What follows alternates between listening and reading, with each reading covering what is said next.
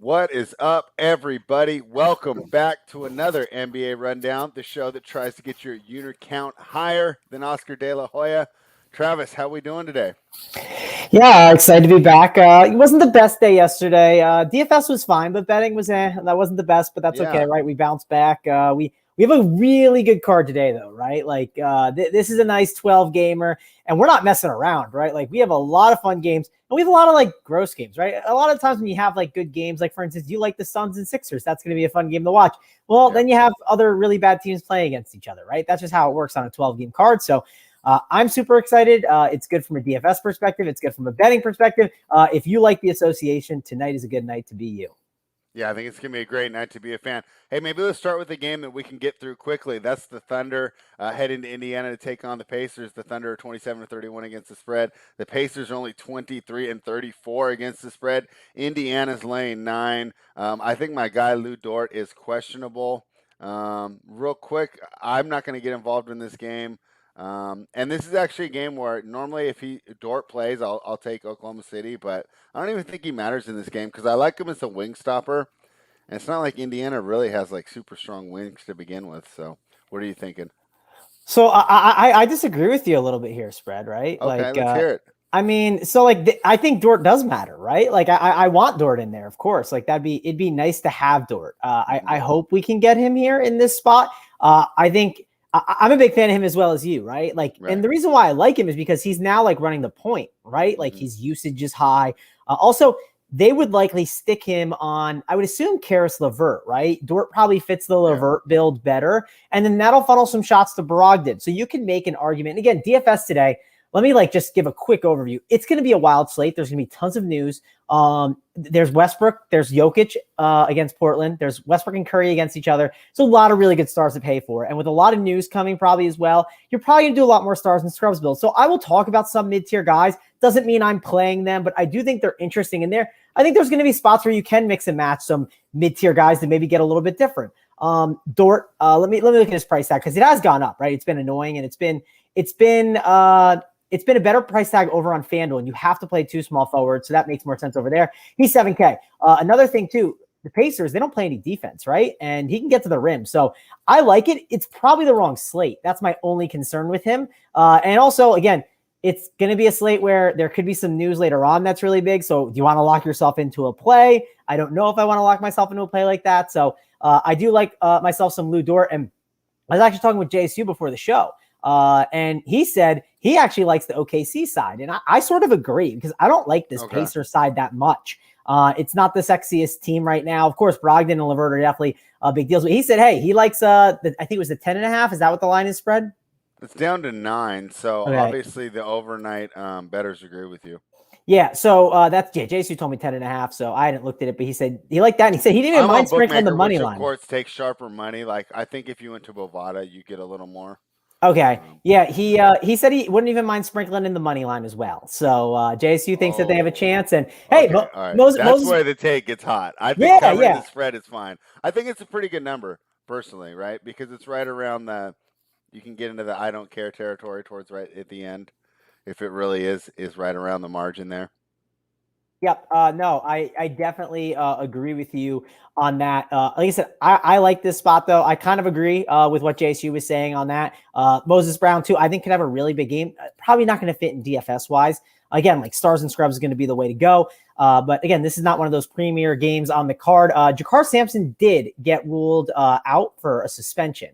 And that is going to matter, right? Because this Pacers team is banged up. And let me pull it up again now. And there's so much injury news today, so I might miss ridiculous stuff here and there. Yeah, I mean, if you want me to help you out real quick, you got Lamb, Batatse is questionable. Jakar Sampson suspended. McDermott's out. Sabonis is out. And Turner's out, right? Yeah, that's correct. So but the key is it depends which guys are in, right? So if Goga's in, that's going to muddy some things up, but makes him still a good play. Obviously no Sampson is really big for guys like specifically Brissett, right? They gave him a 3-year deal the other day, which I thought was really strange. Like, why are you going out and giving a 3-year deal to this guy? Maybe they just really believe in him. But I mean, if you're going out and giving a 3-year deal spread, it feels like you do think he's like a young guy that you can maybe develop a little bit. So, I mean, why not just give that guy a 1-year deal? No one else is trying to get him. So he's going to be someone that I look at in DFS at 3.1K. I don't want to ignore him. It is a 7 o'clock game, right? So do I want to lock myself into that 7 o'clock game? Not sure. And again, there's a lot of really good plays today that we'll get to, but really like him in this spot. I think you want to get some exposure to him on some of your teams. And then a lot's going to depend on what happens with Goga, right? Because man, he's off the injury, and then how many minutes will he get? Because if you told me Goga was going to play 32 minutes, I would want to be in on him. It would be a great spot. But again, a lot of news to go with it, and I don't want to spend too much time projecting things that could not happen. Just kind of explaining, hey, this is what you have to do. This is how you handle it. Watch the NBA Hardwood show with Hoop, Title, and Big T. Watch the final countdown over at Run Beer Sports with JSU and Holden. Bring down all that news up to lock, and then hit the like and subscribe on those and our channel. Those are all the things that wanted to plug today. So we got. And if they're not already a member of Run Pure, what's a promo code they can use to get involved in that final countdown this evening? Yeah, so there's a couple they can use. Heater 25, you get 25% off your first payment, but get bets, right? That's a great one because if you sign up right now, you sign up for the $80 a month, you get the free bet side for $20 extra on top. And typically, again, like the bets cost $60 a month and the DFS is $80. So you're also getting a discount for being on the DFS side. And then on top of it, you're getting the bets for a month for that free $20. And like I said, that's a great deal to be able to get. Get in on that. You guys have been crushing it so far this month. I had a decent week last week. This week, it's been okay so far, but we still got tons of time to make it up and keep crushing it. I knew that I was going to stall on 13. I knew it. I mean, you've been great. And it even happened in order, too, because the Knicks hit, and that hit me at 12. And all right, but anyways, I'm going to get back right on it tonight. I'm feeling great about the card. And if you were able to go that in depth in that first game, which I didn't really even like, I can't wait to hear what you say about these next three on the 7 p.m. start, because I think these are all fascinating. This is probably like the least fascinating of the three that we're going to talk about, but I still think it's worth talking about. The Bulls 24-33, 30-26 against the spread. Head to Cleveland to take on the Cavaliers, who are 20-37, 23-34 against the spread. Remember, the Bulls beat Cleveland over there on Saturday night, and that was in Chicago. Now they're back in Cleveland. Differences in that game as far as the injury report, I don't really see a lot. I'll have to double check and make sure. No, there's not a lot, and like Cleveland's a lot healthier, right? I just think this game DFS wise is like a good stay away spot, mainly because there's a lot of really good plays to go to and opportunities, and like we just don't need to be spending up on these guys. Right. It's a little more crowded. I will say, like, trying to project this game out, right? So Cleveland has not been the best, lately. The coach basically said it seems like they're not like trying to compete and out there and giving it their all. We'll see if that changes here tonight against the Bulls. The Bulls, their defense has gotten a little bit better. Obviously, when you take Zach LaVine off the court and you play more half court with Vooch, yes, your defense is going to get better. So that's something that's worth mentioning there. I think on this game and the line, what do we got on its spread? What's the line on this one? It's -3 right now, so. -3. Man. So again, like, I'll just say this. Do I want to put my money on this card on this game? Of course, like you want a winner, right? But like, is this the game I want to be sweating around at 7 o'clock? Probably not. But of course, we love winners, right? So if we can find one, we'll give it to them. I do think if you were looking, I don't even know if you can find Daniel Tice overs right now, but I do think Tice is like more a part of this offense than people realize. So I think you can maybe find some opportunities there on him, especially with Cleveland playing a little bit bigger. But again, I don't love going to this game. I would maybe even lean under on the total at 210. I know it feels low, but the Bulls are playing a lot better defensively. The Cavs already do play they don't play bad defense, right? But they also will play slower, and they will play these grinded out games. Like, I wouldn't be shocked if you're looking at like, as we get to the 7 o'clock game that I want to watch, the Warriors and the Wizards. If we get to that game, I could see that being like 100-100, right? Like at the end of the third quarter.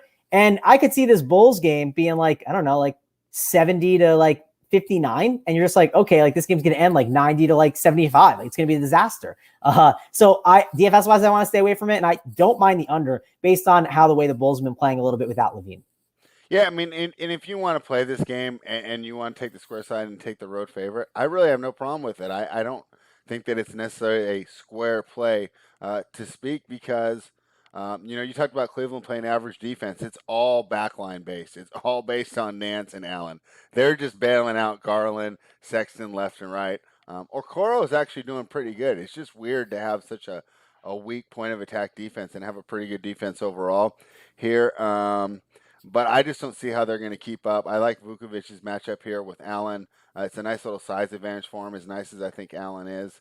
I really think he can give him problems. And the good thing about that is it limits the help defense. That makes it easier for Kobe White, Yep. Sadaransky, the other slashers. So, And Kobe White's like terrible. And if you wanted to if you want to give him easier shots and stuff, like I'm down with it if I'm the other team, right? Like let Kobe is he White terrible shoot. or is he just like 20-year-old Nah, 20-year-old Jordan Clarkson?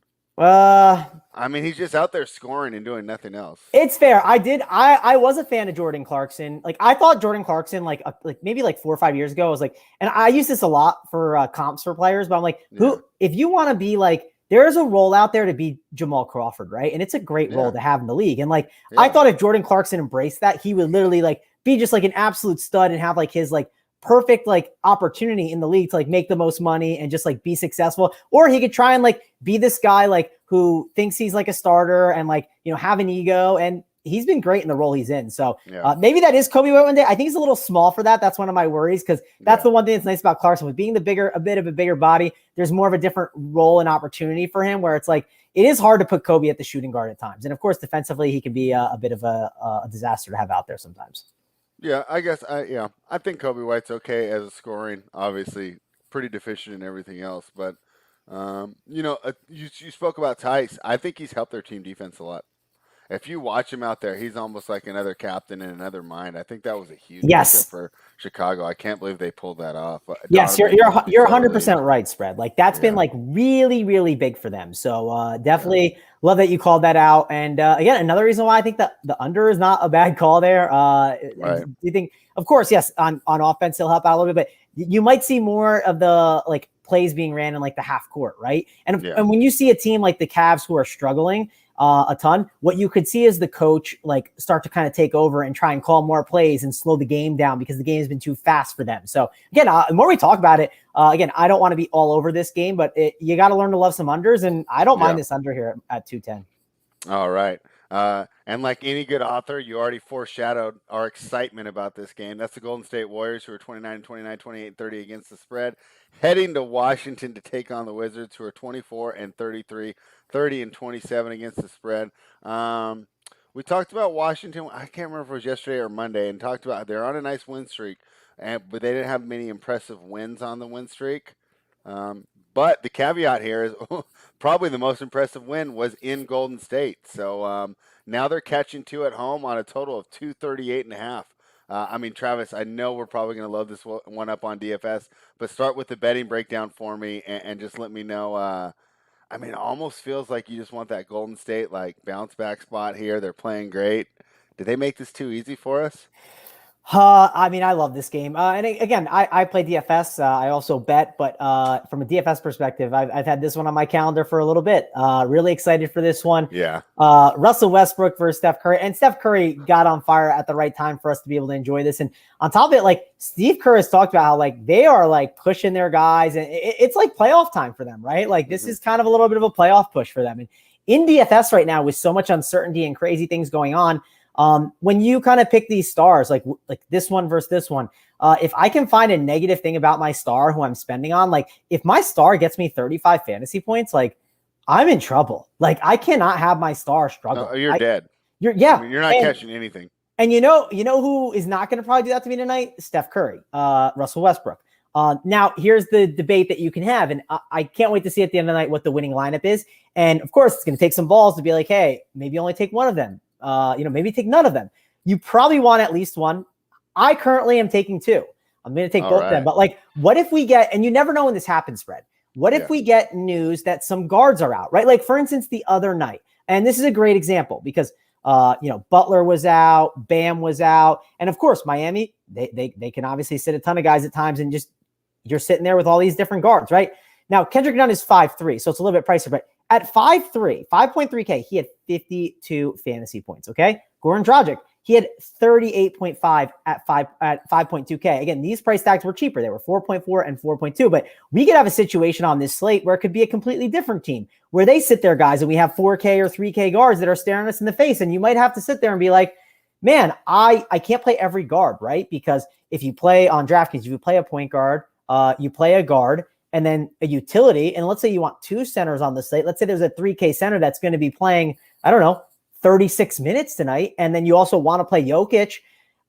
You might have to lose one of those guards, right? Again, this is just, it's part of the roster construction process. And then when you think that through, you have to think about who are your forward values, and are those values going to be enough to match those guard values, or are those forward studs going to be able to match those guard studs like a Russell Westbrook? Because if Russell Westbrook breaks the slate for 90, good luck finding a guy that can match him. A great example is the other night. And again, this isn't the $555, I didn't check out what the $4 was or the $5, but still a decent like contest where there's some people in it. But Jokic had, I don't know, like 65, 69 fantasy points, something like that. He was not on the winner. And it's because there were centers at 3K that got a score of Daniel Gafford, 34 fantasy points. And then at center, it was Isaiah Stewart for 50. And Stewart. That didn't, even though you thought Jokic would be on the winner, he wasn't, because of how it works. So that's one of the big balances in fantasy of trying to figure out and trying to construct your lineup. And again, that's not an answer I have right now because we don't have news, right? And we're waiting for all that. And we're going to be getting news in the next,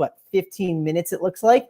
So, get your sports book open, be ready to make some bets here. I'll do the same, but I absolutely love this game from a DFS perspective. I'm going to be loading up on it. Andrew Wiggins, it's worth mentioning, his minutes have been really, really nice lately. We got give a look in the game logs, right? He's got 41 and 42 minutes in the last couple games. I do think Oubre's been out. No, because was Oubre in the last game? I know there was a game before where he was maybe going to be in, but he wasn't able to be in. Let's see. So he played 22 minutes against Philadelphia, right? Okay. So those 22 minutes against Philadelphia, still, Wiggins was out there. Okay. I want to see what they do with the starting lineup because they started Bazemore the last time, right? So what if Oubre comes in that lineup? That could shake some things up. But I wouldn't be shocked if they keep Oubre off the bench. It would not shock me at all. So I think that starting lineup will matter a little bit. But I don't hate Wiggins here in this spot. I don't hate even looking at opportunities for his like overs maybe. I'd have to see what the line is on it. But he's definitely getting the minutes. And, those extra minutes here and there can help you when you're trying to bet the overs. And the opposite side, when you're trying to bet those unders, right? If guys are losing minutes, that can be big. Also, I do think Draymond Green is in a really good spot here. Correlates very well with a Steph Curry. So if you want to do like a Westbrook, a Curry, and a Draymond stack, don't mind that from a DFS perspective. Would you dare bet the over on the 240, or would you dare bet the under is the bigger question spread? I'm not betting the under. I figured. Over. Of course, yeah. You can't bet the under in this kind of game. It would take a lot of cojones to be able to handle that. We talked about the Wizards a little bit. You mentioned at the top they have been beating some worser teams. I'm with you on leaning, I think, with the Warriors over them, even though I get it. Russell Westbrook in a close game can will your team to victory, all that. But I don't want to bet against Curry right now with the way that he is playing and this Warriors team. And the fact that they're giving more minutes to their guys makes me want to lean on them. So I will take the Warriors -2. You can take a money line too if you're a little worried about being closer. Don't hate that. Yeah, I would lay the 2 here. I think the number of times that lies in the number. 3 is where I would start to get worried, like on the money line with the Bulls on that -3 there. -2, I'd probably still lay the -108 on Bookmaker rather than -128. Okay, well, we agree on the Warriors, and I think you gave about 3 or 4 really intriguing ways to stack up lineups.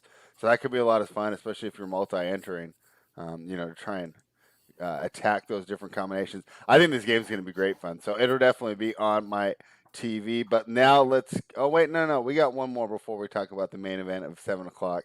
Let's talk about the Nets heading to play the Raptors. Let's see. I just didn't pull up their records. Give me 1 second. Do you need the records for the Raptors? I mean, who cares? That team, they're just 39-19, and the Raptors are 24-34. Yeah, I guess you're right. We didn't really even need them. So Toronto's taking money. It was -2 last night. The reason they are taking money is Siakam, Anunoby, Van Fleet, Lowry, all cleared. I don't even know what Toronto's doing. I don't understand how these players are coming in and out. And there's going to be another team I'm going to say that about later, too. So how are you approaching this game? On Fantasy Labs right now, they're telling me that Kyrie Irving's in. Do you believe them? I do. Okay. Well, I can't say it with 100% confidence, right? But I guess my answer here, Spread, is I think he plays because, one, why not, right? Why is Kyrie going to pass up an opportunity to just shoot all the time, right? Like he loves doing that, right? Also, like if he doesn't play, like who on earth is gonna like even ball handle for this team? Like they don't have anyone. Like it's a bit of a disaster here for this Nets team. For instance, let's pull up the team and look at the guards only. Again, you got to play a point guard and a shooting guard for, what is it, 48 minutes a night, which adds up to 96 minutes. So how do we allocate this out? Kyrie, Bruce Brown, Joe Harris could play some of the two. They like to put him at the three a little bit. He could play two. He can play two. But, of course, that would then you slide down. You're making more guys get involved. Landry Shamet. Okay, and then any small forwards that can go there. I mean, TLC you could put at the two if you needed to, but again, then you're getting thin in other spots, right? He would ideally probably soak up a lot of that three. I mean, I guess they could make it work. They do have enough bodies probably too, but you wouldn't have a ball handler really, right? Like your ball handlers would be Landry Shamet, Bruce Brown. It would be a bit of a disaster, which I mean, maybe Blake ball handles a little more than you'd expect, but I do want to mention some stuff that Steve Nash talked about was Landry Shamet is like actually ball handling more in this offense than people I think realize. And like, I was a little skeptical of Landry Shamet last night. I ended up not playing him based on because I needed guards to be able to, I want to play Paul George. I want to play a bunch of other guards, right? So I was like, there's opportunity cost, and Shamet impressed me. I wasn't able to watch the game because it was blacked out and I was too tilted that I could not see it. But it looks like Shamet had more ball handling responsibilities than I even expected. You watched the game a little spread last night. So did you see that? Because if that's the case, Shamet's going to be a really interesting DFS play. And the reason why I mention him is because we are looking for value on this slate. I do think it's a great spot for a guy like Bruce Brown. He is a bit pricier, but the Raptors can't rebound at all. So that's a great spot for Bruce Brown. And then Landry Shamet is 4.6K. And I mention him because he is shooting guard eligible. And again, shooting guard is not the easiest roster at times. So he could be a value play there. So what do you think about Landry Shamet? Yeah, I mean, I definitely think he definitely had a lot. He was running it a lot when Irving was not out there. So yeah. Now, would you dare bet on this? I guess talk from a betting side, right? Would you dare bet on the Raptors dealing with the Nets on the second night of back-to-back? My problem is I think we don't want to bet yet, right? I think we want to wait for news. And again, I get it. I would love to put bets in right now. If you wanted to fill out your 8-team parlay, like do not add this one in because you could really get in trouble if guys get ruled out that you're not expecting, right? So I don't think guys are going to get ruled out in that Warriors-Wizards game. Not as worried about that. That's probably my favorite bet so far that we talked about. But if you look at this Nets game, I mean, guys could get ruled out of nowhere. Like if Kyrie does sit, how do you feel about holding a Nets ticket? Just sit and wait and try and maybe make the bet throughout the day. Don't think you need to jump on this one yet. Why did the Raptors decide all of a sudden that they're all healthy? I mean, they were on complete tank mode, and now they're just like, oh wait, no, we're healthy. I mean, well, they from their organization. They got in trouble by the league, so they got fined. Oh, right? Is that so what happened? They did get fined, so they probably don't care completely, right? But they're probably trying to at least like not get fined again and show a little bit of face and be like, hey, like we're playing, we got our guys. A little good faith, right? Like we're listening. Okay. Yes. Right, if they do it again, it'll be a heavier fine right on top, right? So that's probably why. I'll be interested to see if those guys close then. So the way I'm looking at this with this line move, I would just wait and see how much money Brooklyn takes. Yeah, I agree. I don't think Brooklyn's necessarily like a bad look here. Like regardless of the stars being missing and the lineup being short. But if you don't have Kyrie, you're so dead, right? Like I mean, you're so dead. But no, exactly. I mean, if I'm assuming Kyrie's playing, right? Because we're waiting here. It was they hope they take money, but I don't know. I just don't think that this Toronto team cares. Yeah, and another reason to mention on back-to-backs here, I get concerned on playing DFS guys in these back-to-backs, right? Because if you see, I talk about outs, right? Let's say the game gets a little out of hand one way or the other, right? On the Raptors side or in that side, it's easy to just sit in Irving. You don't get that full run, right? And when I play my DFS guys, especially my studs, I need that fourth quarter run when the 5 minutes, the usage is in their hand and they're doing everything. I need that. And from a betting props perspective, you should be thinking of it from that way as well.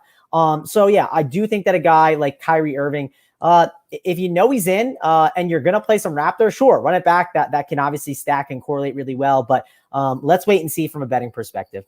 Yeah, definitely. And like I said, also be aware of those Raptors. Just because those guys are in the lineup, like you said, I mean, if they're just doing it to comply with the league, that doesn't mean they're going to finish the game.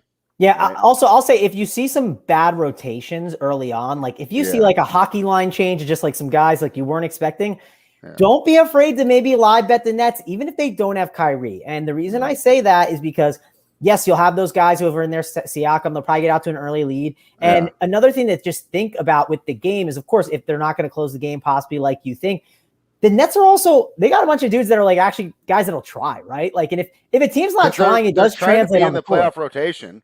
They all know you get one of those Mo Harkless, Jay Crowder style like playoff performances, right? You just get hot for 4 games.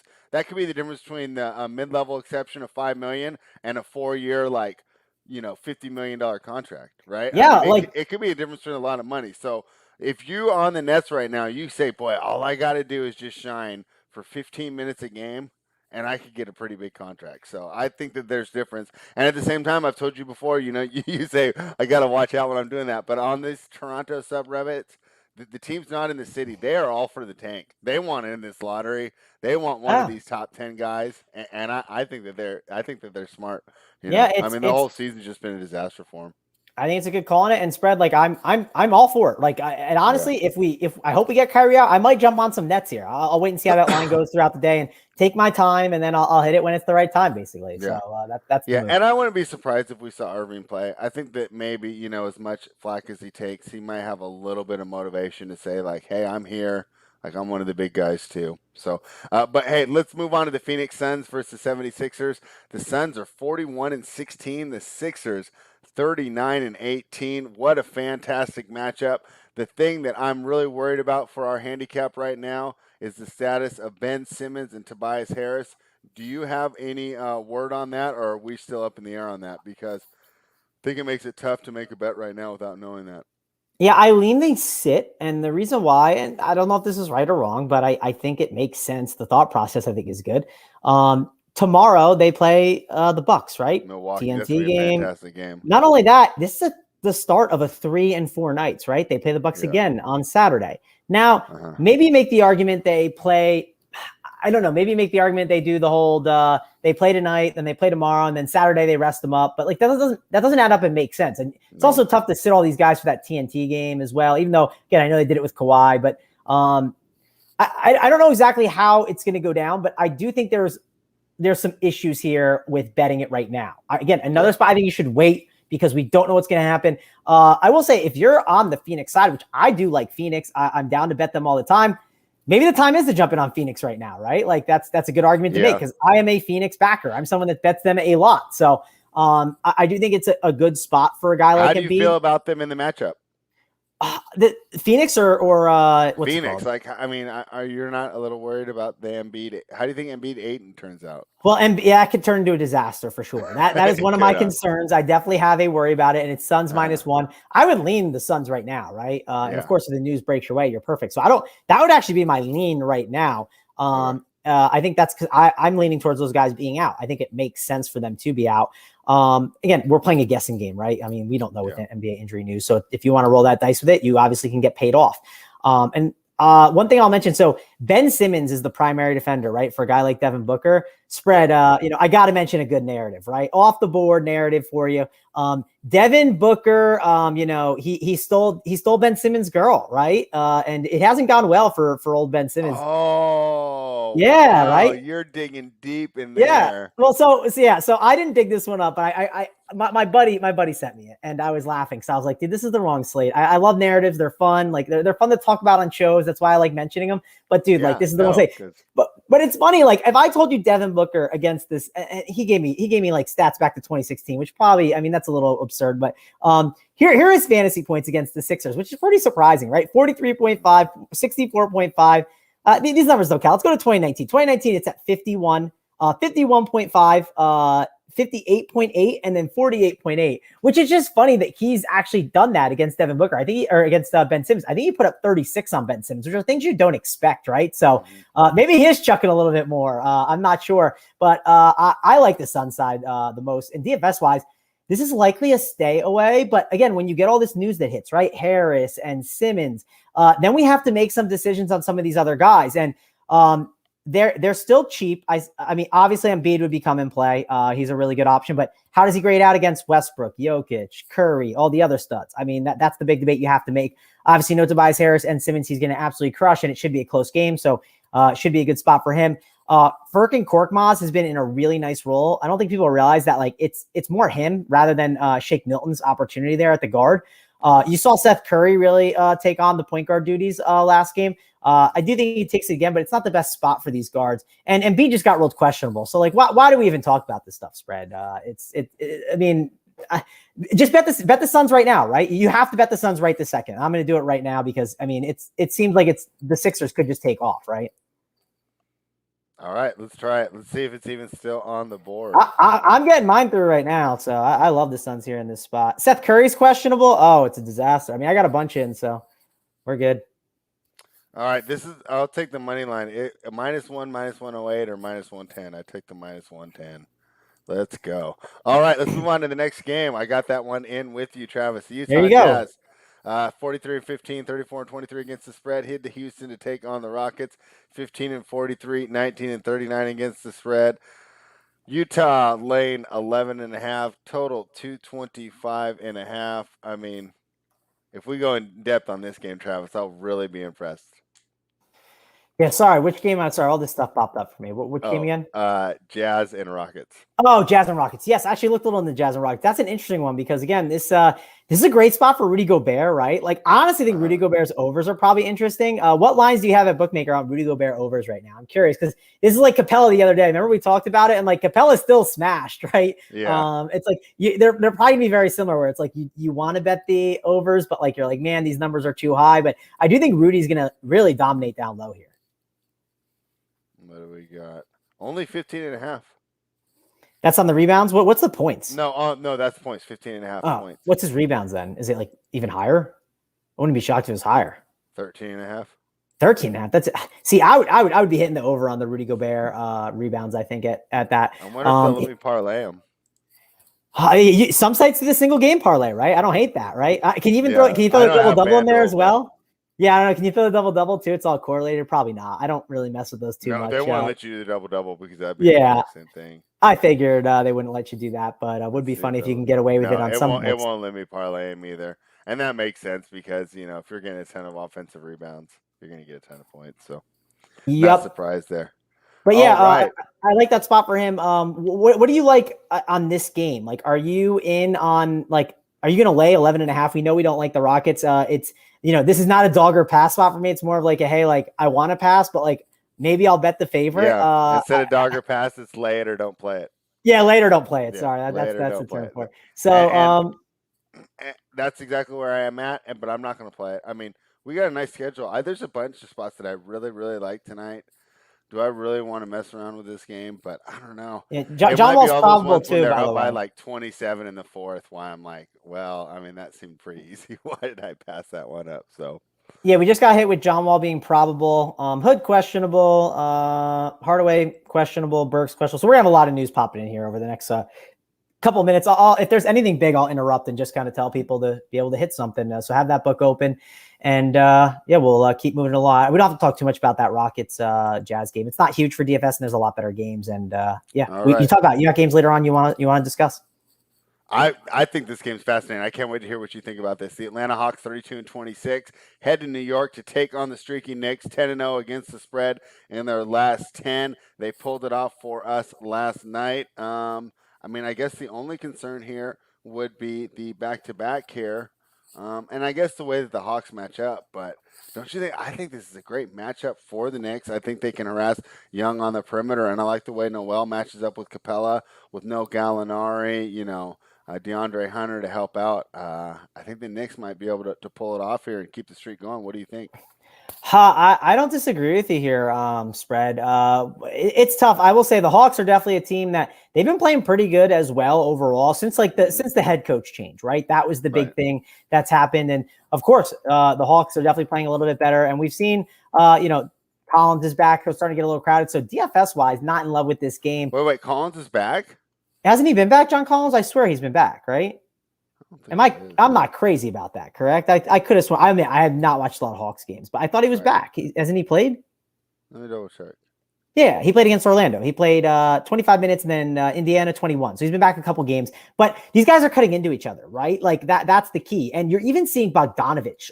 He has been really, really strong, as of late. He has definitely been kind of getting a nicer role, and he's finally developed into that role I think they wanted him to be in. So I think that this is a spot where DFS-wise, we stay away. Now, betting-wise, what do you do with the Knicks, right? Because, again, the Knicks, we talked about it yesterday. We leaned the Knicks, but we had some concerns. We were like, okay, like, our concerns are, is there too much public money now on them, right? Like, are we not getting enough value? And we said, let's still stay on the Knicks, right? That was kind of decided, and you hit the Knicks, and it ended up working out. Now, do you take the Knicks as a dog on the second night of a back-to-back against an Atlanta team that has been pretty decent since the head coach change? So, my lean is to go with Atlanta, mainly because, again, everything starts and stops with Julius Randle, and I don't love this spot for Julius Randle down low, right? I think it's be a little bit difficult. Why do you think that? I mean, I think Capella. I mean, obviously, I don't think they're going to put Capella on. Don't you think Noel will eat up Capella? Yeah, I guess they would, but I feel like at times you'll still see them there. And if he gets close to the rim, right, Capella can like disturb shots and stuff. So he's not going to primarily be on him, right? But I think his presence in the if Randall gets Capella, that Noel would eat. He would just find him left and right. See, I mean, with Noel will eat. Like Noel has never eaten anything, so I don't know. But, if I had Capella, like who would be on Noel? No, I get that. I mean, I'm not saying Capella's going to be on him, right? But the presence in the paint and being able to change shots, and I think it could cause problems for sure. But again, I have not had the best read on the Knicks this year, so probably not the best to ask. You got it right yesterday. It's good that we're on opposite sides, right? We can't disagree. We just hold hands, sing kumbaya the whole show, right? What's what they're here for, right? What side are you on here, Spare? You're on the Knicks? I like the Knicks here. See, I haven't gotten them that right this year, so I feel like I listen to spread on this one, right? I can tell you when I don't think I have the best read on it. So, but we'll have to see on this Hawks team. If you look, like they're definitely getting some depth on them. I'm curious to see how they end up doing in the playoffs. It's a matter of trying to figure out if they can get it all right, of course. But I mean, by how they're going to do in the playoffs is like, will they be able to make like a shocking first round win, right? Will they be able to pull it off? Probably not, but I guess we'll have to see. I mean, I think it's pretty matchup dependent, right? Yeah, of course. That'll definitely play a big factor into everything. Right? Like, hopefully they sneak against like an Indiana or a Washington. I mean, hey, this could even be a first-round playoff preview. So, yeah. By the way, Jack the Degenerate has a great point. He says, "Ride the streak with the Knicks," and that's like what JJ says in baseball, right? Like, why be like, "Oh, this is the time it's going to go away"? Like, the streak's going to stop now. Like, typically when you see these streaks, I think you'd rather ride them out than be the guy trying to figure out when it's going to stop. Spread. I'm going to ride with you. I'll let you. This is your handicap. This is all you. The Knicks is where we'll go. All right. Here's another one that I like, but I'm going to take the dog in this one. Am I crazy, Travis? I'm taking the Detroit Pistons plus 10.5 as they head to Dallas to take on the Mavericks. This was the other one that I was going to ask you. What is this team doing? So look, remember how they're all out. So tonight, Plumlee's back, Corey Joseph's back, Ellington's back, Doumbouya's back, and Jeremy Grant is back. So it's like now I get my little full strength Pistons and I get my double digit spread. I've been loving this. I love this. I love this spot for the Pistons to keep it close and not win the game, but cover the spread for me. What do you think?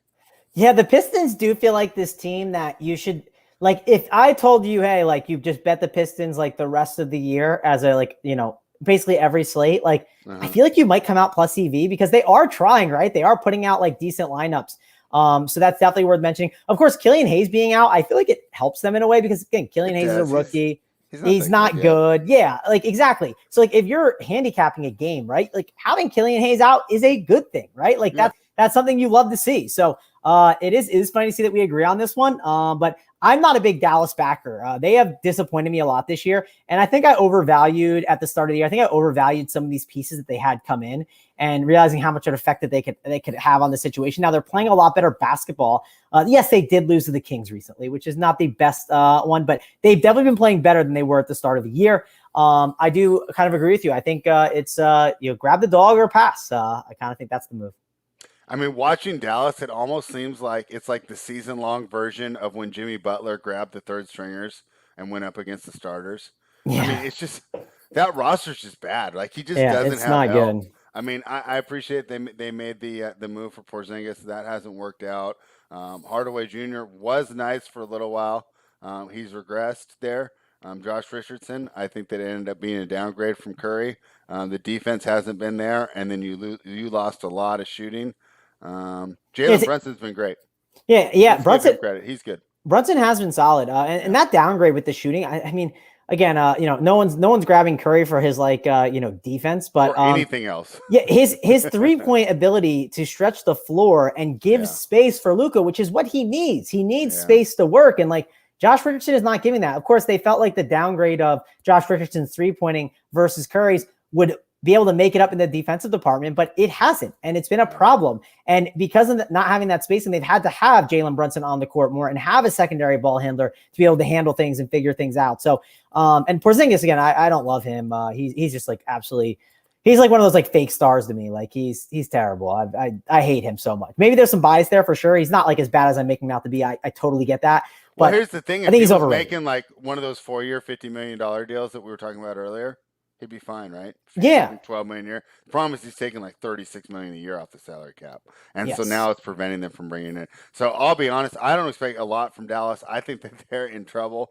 Imagine they draw the Warriors in the play-in. Like I would favor the Warriors there. And same.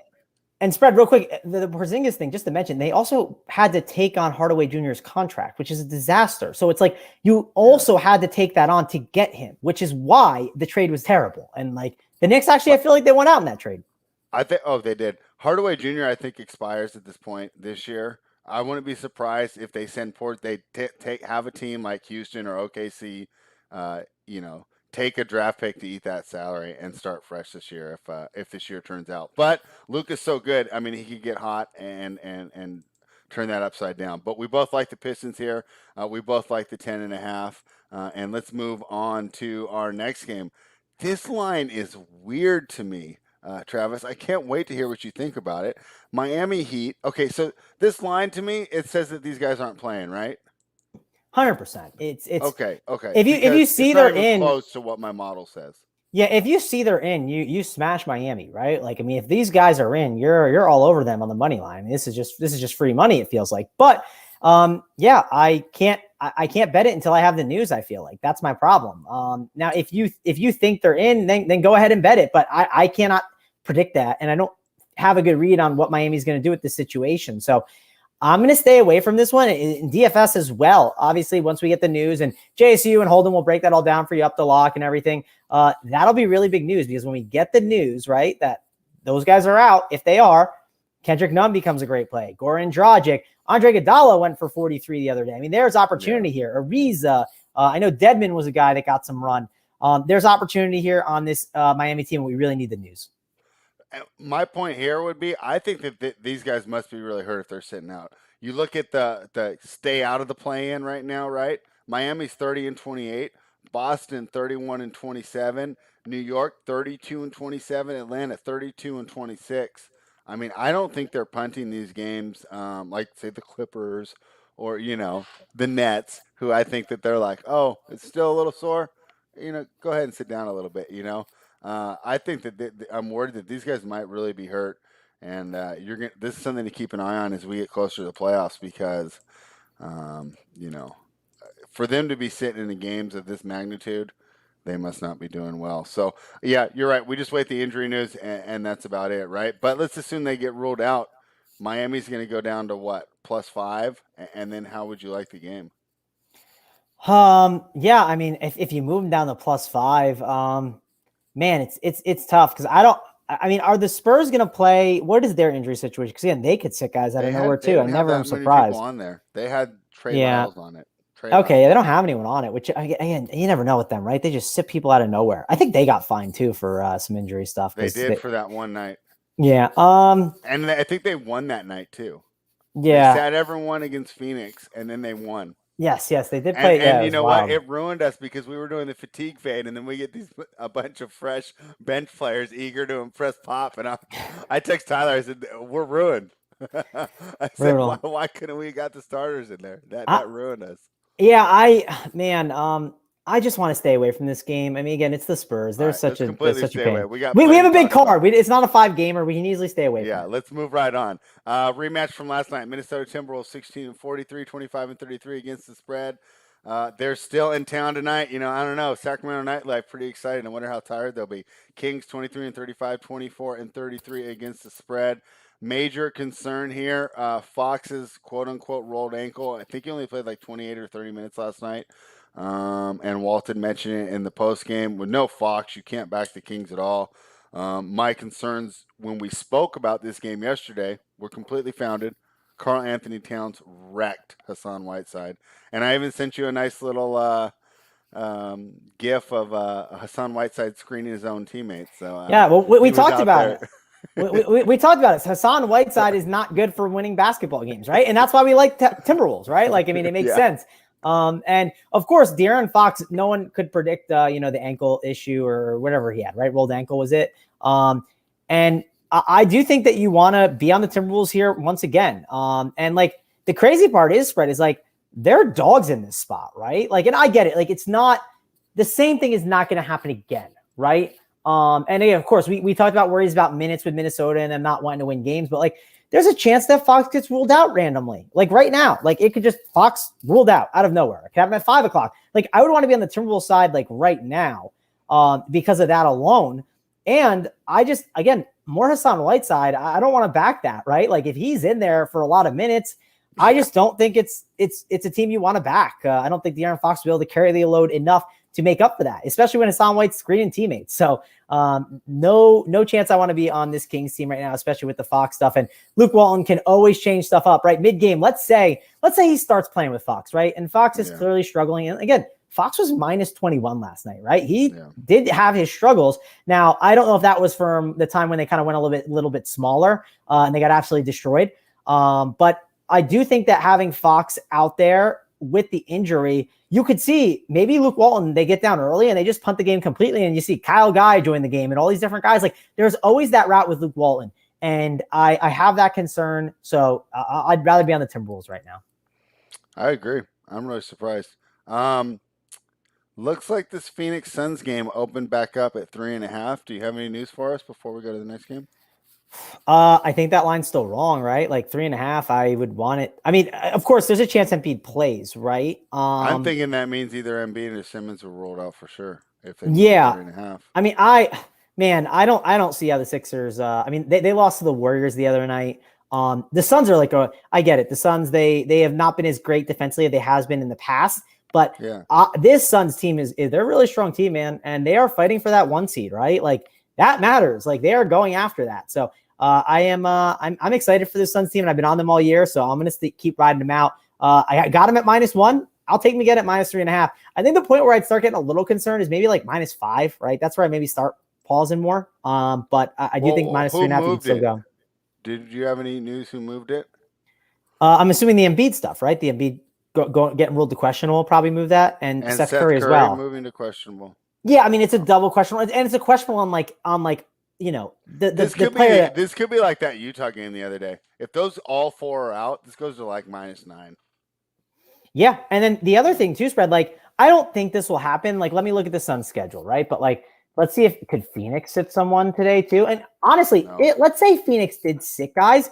I like that bench unit. Like if for some reason they did, I mean I like what they have, and they actually play Boston tomorrow. So maybe there's a chance they basically say, hey, like, let's do it. They haven't set any precedent for sitting players all year. I agree with you. They haven't done it, so I don't expect it. But even if they did out of nowhere, I still would be fine with the Suns bench against the Sixers. I mean, I think if anything, they would like limit Paul's minutes, and that's about it. I mean, their players are so young. Crowder, right? I mean, limit the veteran minutes. Yep, and they can easily limit it with other guys, right? Yeah, they can easily do that. So. All right. Well, it looks like I'm glad that we put that Phoenix one in when we were talking about it. So we already got a little CLV. Hold on, Spread. We got a timeout real quick. Timeout. West Coast Gym. Suns getting bounced in the first round of the playoffs. You tell me who's beating them, West Coast. We won't sit here and wait. We'll keep talking, but I want you to sift through and find who is beating the Suns because they're not playing the Lakers or the Clippers, right? They're playing some dusty teams, man. They're playing Memphis. They're going to play the winner of the play-in. Yeah. So like probably Dallas or Golden State. Yeah, it's a fun take to have, right? Oh, the Suns are not that good. Like, who is beating them in the first round? Find them for me, West Coast Gem. It's like saying, oh, we need to fire our head coach. Like, teams always do that, right? The Eagles, Yeah. oh, we got to fire Andy Reid. Well, who else are you getting? Now, of course, yes, it worked out, right? They got Doug Peterson. They needed to change. It was a while, but you get what I'm saying, right? A lot of the time we want to fire a coach and just move on to someone else, but like, who are you moving on to sometimes? That is the question to ask. It's like, I'm so upset we fired Rick Adelman. Never been good since. Yeah, I mean, well, it's the Kings franchise. It starts at the top sometimes, Spread. All right. Well, great point, and we'll be eagerly awaiting West Coast response here. Let's talk about the Memphis Grizzlies while we wait. They're 29-27, 35-20 against the spread. They're going to take on the Los Angeles Clippers, who disappointed us last night. Travis, what was going on? That team looked average. I thought that they didn't look as great, but I felt like Portland played like really well and like almost lost. Well, they did lose, right? I mean, obviously the Clippers won, but I mean, I was talking about like the -5, right? Because that's what the line. Yeah, we thought they were going to win by 10 or 15, right? Definitely, I mean, we definitely thought a -5 unless I think it's going to be double digits most of the game.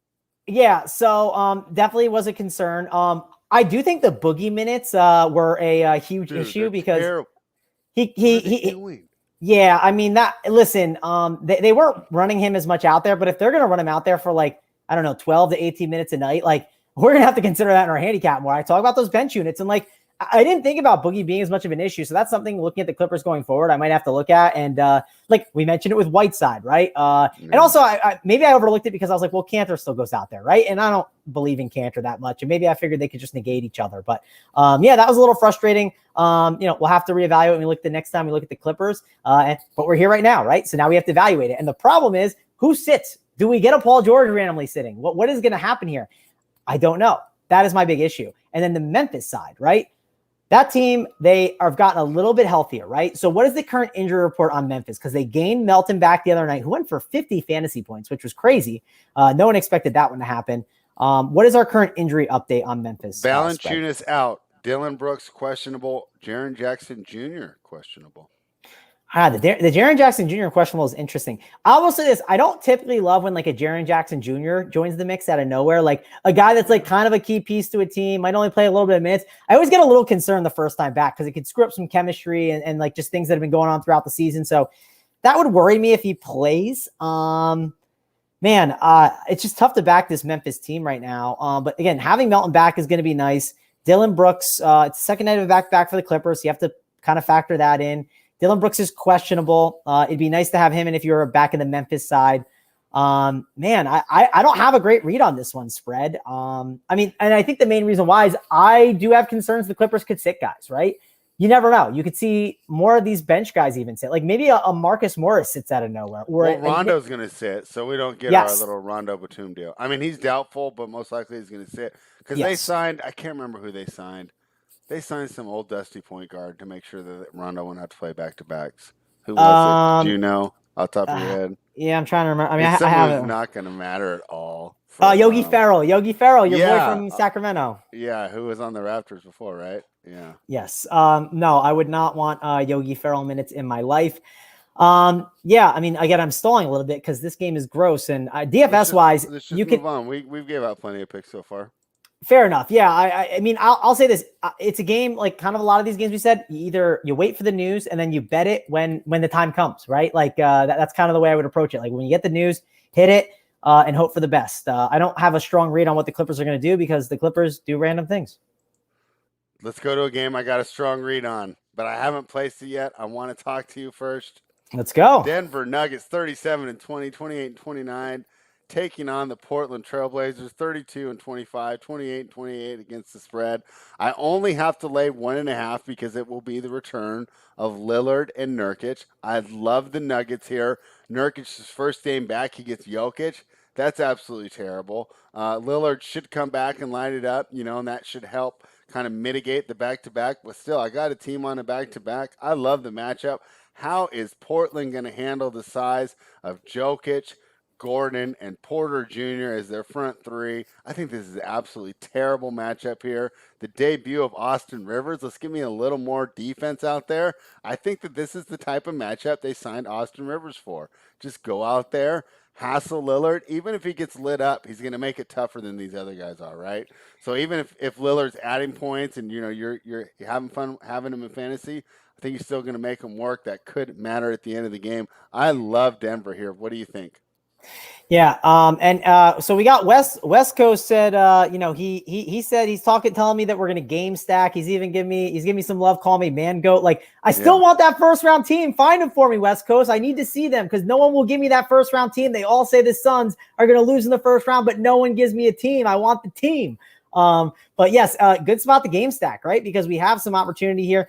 I love Jokic in this spot from a DFS perspective. Definitely want to get some exposure to him. And I'm with you. I think the Nuggets side is the right side to be on. And again, I definitely bet against Portland a lot. And it didn't work out yesterday. And I know Dame's back. It is a Nurkic revenge game, back on the Denver side where they had to make a choice, right? It was like when the Golden State Warriors had to make a choice. It was Monte Ellis or Steph Curry, right? Yeah. They chose Steph Curry. They're lucky they chose him. I don't know if you know the story behind this, Fred, but Steph Curry was supposed to get traded to the Suns on draft night or the night before. And then not so fast. The next day they woke up and they said, we're not going to do the trade. So that's worked out very well for the Golden State Warriors. But Nurkic, they had to make a choice. Nurkic or Jokic. They tried to make it work together. They really wanted to. And they're buddies. They definitely tried their best to make it work, but it could not work out with those two on the court together. But I would back the Suns here. There are another one of those teams, Fred, where I know they don't have Jamal Murray. And you brought up good points, bringing in Rivers in there because Campazzo's defense is horrendous. And he got absolutely cooked by Ja Morant, dropped 36. I don't know if you saw the interview, but they asked Ja about Campazzo's defense. And he was like, what defense? There was nothing out there. And he just laughed at him. So I do think defensively, you're going to get a better showing from these guys. And I'm with you on the Nuggets side. And there's like some of these teams like Nuggets and Suns. They're two teams I wanted to back kind of the rest of the year. Even the Clippers, that was another one. Those are three I was kind of keying in on. Teams I think I want to target in these tougher games because one, I think they're playing for a little bit. And two, I think they're very good teams and are going to go further than people think. Now that Murray injury is a little frustrating, but I'm definitely on board with you on the Nuggets. Like that call and love Jokic in DFS. All right, Travis. Well, we had only done 4 games a half hour in. I didn't think we were going to get it, but I know that you got so much to do today, but we're going to get you out of here on time. We are on pace, because we got 3.5 minutes left, and it's time for the best bets. That's right, your favorite side, total, or prop. This is the part that Greg Russo fast forwards to, so always wave to him right here. And what do you got for us today? Side, total, prop. What's the best bet? Yeah, Greg, if you didn't hit that like or subscribe yet, hit that now. Everyone else, please do that as well. Appreciate it. Helps us out a ton to get these shows done for you guys. Man. So we gave out a lot of different bets, right? We talked up the Nuggets a little. Timberwolves is another one. I didn't mind, but I don't need to jump on, right? Don't think I want to make that my best bet. What's the Suns' current line right now?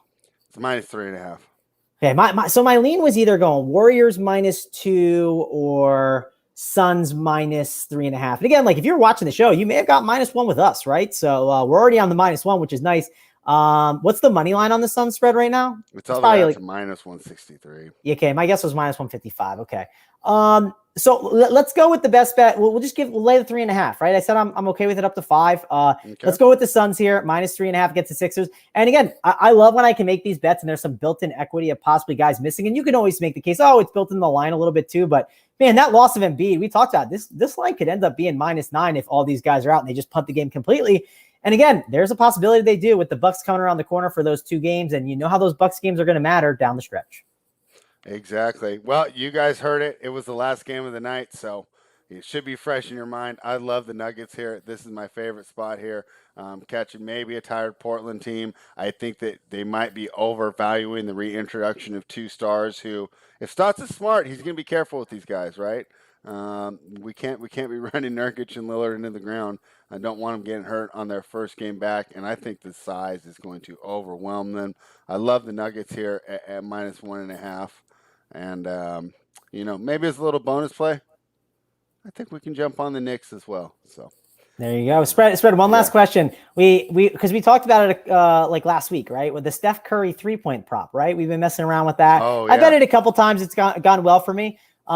It's 6.5 against Washington, +115. What would you do? It's on the over, -155 on the under. What on earth would you do with Steph Curry? Would you dare bet that under? No way. I would bet the over and take the positive it's over juice, a right? pass. It's over a pass. Yes. And the cool thing is, they did it right for you there because if they really were jerks, they would have made it like 5.5 minus 160, right?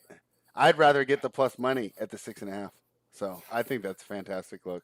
Yep, and to close out the show, West Coast Gem finally he delivered. He said New Orleans, Golden State, or Memphis. I think all have a chance to take down the Suns. So that should be a juicy plus bet for an underdog to take out the 1 seed.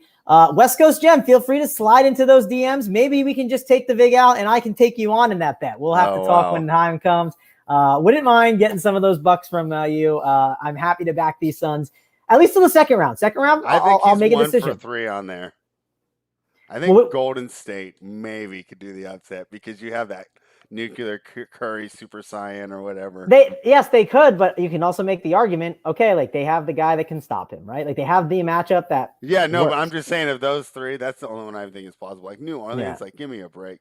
Did you watch Stan Van Gundy in the huddle last night? He sounds so out of touch. I don't think anyone's paying attention to him at all. No, that is just they got to end that right away. They got to end that right away. I hope they do because I don't want to see Zion. I mean, Zion might be in New York by the time that Stan Van Gundy era is.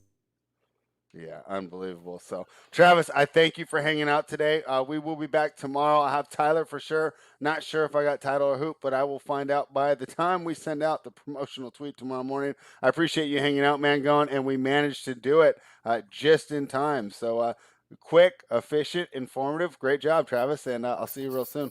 Good stuff. Catch you later, Spread. All right. Thanks, guys, everybody, for hanging out. Like the video, subscribe to the channel, and